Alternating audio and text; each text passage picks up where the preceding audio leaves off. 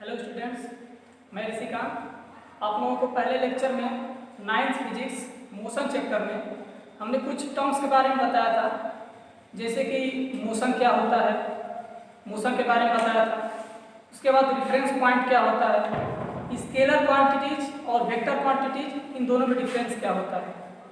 थोड़ा सा और आगे बढ़ते हैं और इसी टर्म में एक टर्म आता है हमारा डिस्टेंस और डिस्प्लेसमेंट।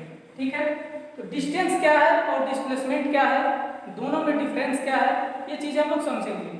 कई बार हमें पता नहीं चल पाता है कि डिस्टेंस या डिस्प्लेसमेंट अलग अलग है या एक ही है। देखिए, डिस्टेंस का डेफिनेशन हमने लिख दिया है, length of path covered by a moving object in the given time. एक गिवन टाइम में किसी ऑब्जेक्ट द्वारा टोटल पाथ कितना कवर किया जा रहा है, ये हमारा डिस्टेंस है। ठीक है, is given time irrespective of direction, यानी कि इसमें हम लोग डायरेक्शन को कंसीडर नहीं करेंगे। हम चलते गए, चाहे जिस डायरेक्शन में चलते गए, टोटल पाथ की डिस्टेंस हम लोग पाथ का लेंथ नाप लेंगे, वही हमारा डिस्टेंस हो जाएगा। तो इसी को हम डिस्टेंस बोलते हैं। और डायरेक्शन ध्यान नहीं दे रहे हैं, इसीलिए इसको हम बोलते हैं कि स्केलर क्वांटिटी है। अगर यही पे डायरेक्शन लेकर चलते हैं तो हमारा वेक्टर क्वांटिटी हो जाता, आगे देखेंगे उसको भी। दूसरा पॉइंट ये है कि इसका एसआई यूनिट मीटर होता है। इसके बहुत सारे यूनिट्स हैं, हम लोग मीटर, किलोमीटर, सेंटीमीटर, डेसीमीटर, बहुत सारे हैं। पर एसआई यूनिट की अगर बात करें तो मीटर होता है। जनरली हम लोग मीटर में इसको डिनोट करते हैं। दूसरा टर्म पे आते हैं डिस्प्लेसमेंट। एक तरीके का ये भी डिस्टेंस ही है, लेकिन डिफरेंस क्या है कि इसमें डायरेक्शन नहीं था और इसमें डायरेक्शन लेके चलना है। ठीक है, देखिए कैसे, the shortest distance measured by from initial to the final position, यानी कि जहां से हम लोग स्टार्ट किए हैं और जहां पहुंच गए हैं, उन दोनों के बीच का शॉर्टेस्ट डिस्टेंस निकालना है, या कह सकते हैं कि परपेंडिकुलर डिस्टेंस निकालना है, और उसी को हम लोग बोलेंगे डिस्प्लेसमेंट। ठीक है, और ये जो है कि वेक्टर क्वांटिटी है, इसमें डायरेक्शन के हिसाब से इस पर फर्क पड़ता है।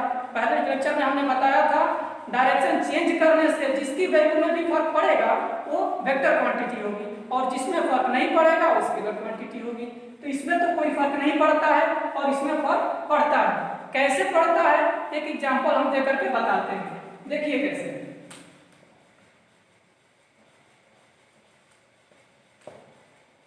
कोई पार्टिकल है, ठीक है, एक पोजीशन से चलना स्टार्ट करती है। ठीक है, 5 मीटर ये चलती है।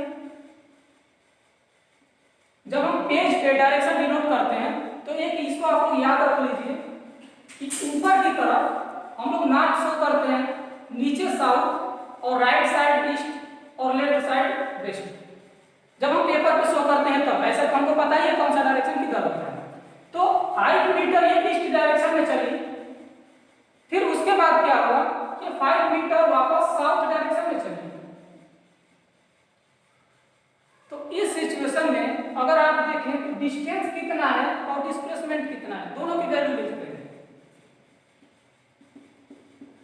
जब हम डिस्टेंस लिखते हैं तो हमें मतलब नहीं है वो किधर गई, कितना गई से मतलब है। तो 5 मीटर हमने यहाँ पे देखा और 5 मीटर यहाँ पे देखा, टोटल मिल करके 10 मीटर हुआ इसका, यानी हम लिख सकते हैं 5 + 5 = 10 मीटर। डिस्टेंस में कोई दिक्कत नहीं है। लेकिन जब डिस्प्लेसमेंट की बात करते हैं तो इस डिफिनेशन में क्या हुआ था कि इनिशियल पॉइंट से फाइनल पॉइंट के बीच का शॉर्टेस्ट डिस्टेंस निकालना है। तो देखिए इनिशियल पॉइंट क्या था, ये था, इसको ए मान लेते हैं, ये बी मान लेते हैं, सी मान लेते हैं। इस पॉइंट पे पहुंच गया, ए से चला था, तो इनिशियल ये हो गया, फाइनल ये हो गया। इसको हम डायरेक्ट क्या कर देते हैं, निकाल देते हैं। अब शॉर्टेस्ट डिस्टेंस क्या हुई, ए से लेकर के सी तक, एसी लेंथ जो होगा ये हमारा डिस्प्लेसमेंट बताएगा। अब सोचो ये निकलेगा कैसे, डिस्प्लेसमेंट कैसे निकलेगा, क्योंकि ये हमें 5 तो दिख रहा है और ये नहीं दिख रहा कि ये कैसे निकालेगा हम। तो इसके पहले आप लोग जरूर पढ़े होंगे पाइथागोरस थ्योरम। ठीक है, उसमें क्या होता है, जब भी कहीं 90 डिग्री बनता है किसी ट्रायंगल में तो उसे हम राइट एंगल बोलते हैं, और राइट एंगल के सामने वाला जो साइड होता है इसको हम बोलते हैं हाइपोटेनस।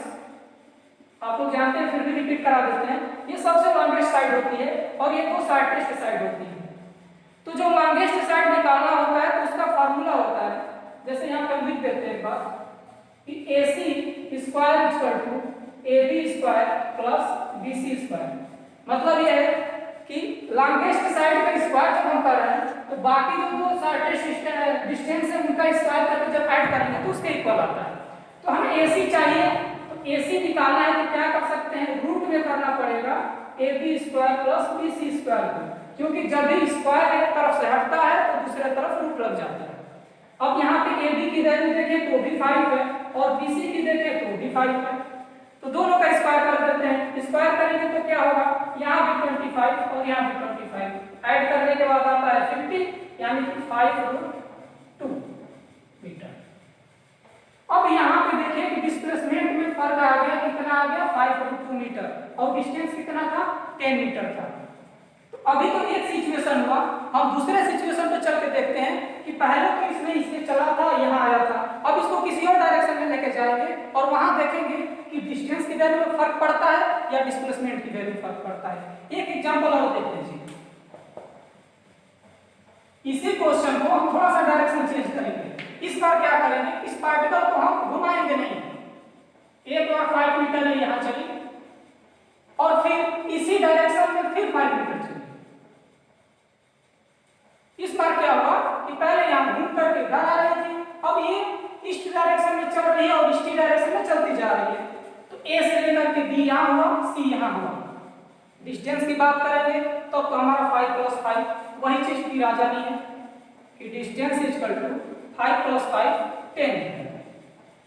डिस्प्लेसमेंट की बात किया जाए तो फर्स्ट पॉइंट इनिशियल पॉइंट ये है और फाइनल पॉइंट ये है, दोनों के बीच का लेंथ देखा जाए तो भी देख रहे हैं कि 5 और +5 ये भी 10 हो गया। पहले सिचुएशन में तो 10 नहीं था, पहले सिचुएशन में था 5√2 और इस सिचुएशन में क्या हुआ, ये हो गया 10। यानी कि जब हमने डायरेक्शन चेंज किया, चली उतनी ही है 10 मीटर, लेकिन इस बार डायरेक्शन हमने इसका चेंज कर दिया, इस बार घुमाया नहीं, सीधा इसको चलाया, तब देखिए डिस्प्लेसमेंट 10 आ गया। पहले 5√2 था, लेकिन डिस्टेंस देखिए पहले 10 था और अभी भी 10 है, यानी कि ये स्केलर क्वांटिटी है जो डायरेक्शन पे डिपेंड नहीं कर रही है, और डिस्प्लेसमेंट वेक्टर क्वांटिटी है जो कि डायरेक्शन पे डिपेंड करता है।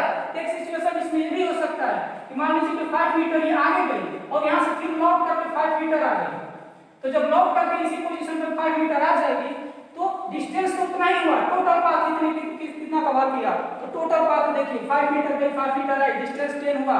लेकिन डिस्प्लेसमेंट की बात करें तो इनिशियल भी वही है और फाइनल भी वही है, तो इनिशियल और फाइनल के बीच का डिस्टेंस कितना हुआ, 0 हुआ, यानी डिस्प्लेसमेंट इक्वल टू 0। यानी कि जैसे जैसे हमारा डायरेक्शन चेंज हुआ वैसे वैसे डिस्प्लेसमेंट की वैल्यू चेंज होती गई। स्टॉप कर दें।